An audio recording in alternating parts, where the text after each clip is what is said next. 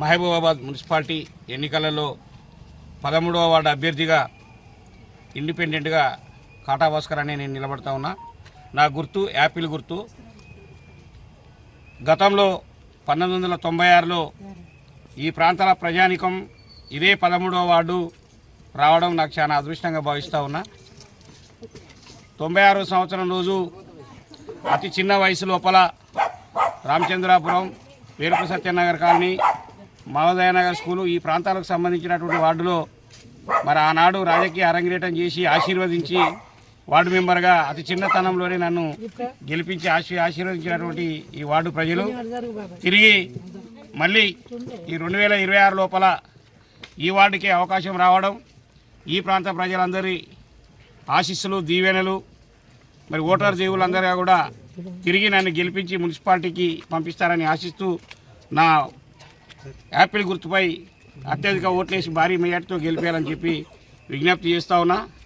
అదే కాదు, గత 30 సంవత్సరాలుగా 2 సార్లు గ్రామ పంచాయతీకి పంపించినటువంటి ఓటర్ దేవులకు కత్తెర గుర్తుపైన 550 ఓట్ల మెజార్టీతో గ్రామ పంచాయతీ మహబూబాబాద్లోనే ఎక్కడ గెలిపేయకుండా అత్యధిక ఓట్లేసి గెలిపించినటువంటి మరి ఈ కాలనీ ప్రజలు, రామచంద్రపురం, వీర సత్యనగర్ కాలనీ వాళ్ళు మళ్ళీ తిరిగి రావడం అదృష్టంగా భావిస్తూ ఉన్నా.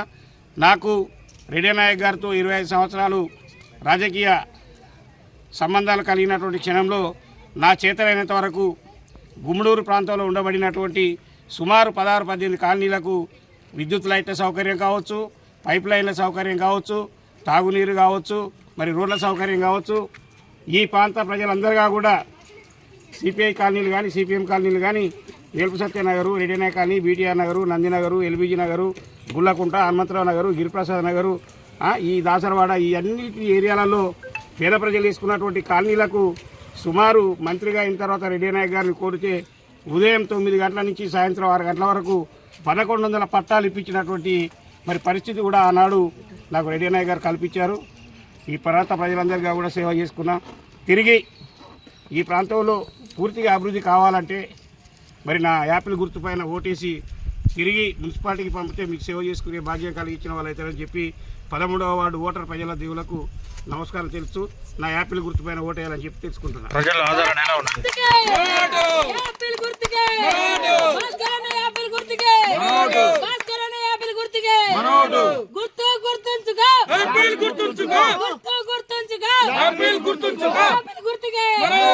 ప్రజలలో ఆదరణ ఎలా ఉన్నది?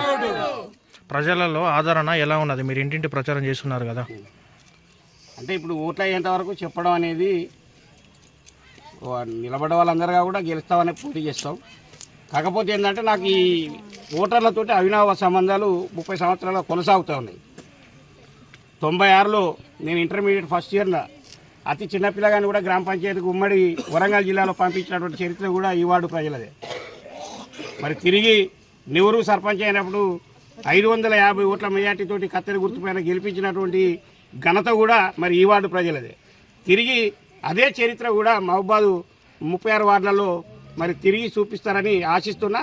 అదే కొసకు జరుగుతుందని చెప్పి ఓటర్ దేవులను కోరుకుంటున్నా. మీరు ఏ సమస్యలు చూస్తున్నారు ఎక్కువ మీ వార్డులో?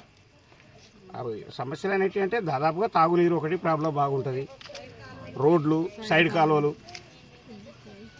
మీరు ఏ హామీలు ఇస్తున్నారు ఇక్కడ వార్డు? హామీలు అనేవి ఏమీ లేవు. కాకపోతే ఏంటంటే నేను ఈ ప్రాంతంలో ప్రజాప్రతినిధిగా ఉన్నప్పుడు ఉన్నటువంటి కాలువలను తీసిన చరిత్ర మరి గత 2 సంవత్సరాలుగా గెలిచిన 2 కాలాల్లో గెలిచినటువంటి వార్డు కౌన్సిలర్లు కాలువలు తీయలేదు, కొత్తగా కట్టింది లేదు. మరి నడిచేటువంటి రోడ్లు కానీ, ఉన్న కరెంటు పోల్లు కానీ, అదే రకంగా సైడ్ కాలువలు కానీ మేము నిర్మించినటువంటి పరిస్థితి ఉంది. పూర్తిగా బాగు చేయలేదు, ఉన్న వాటిని సాఫ్ చేయలేదు. ఈ రోడ్ అంతా ఈయన వేయించిండు,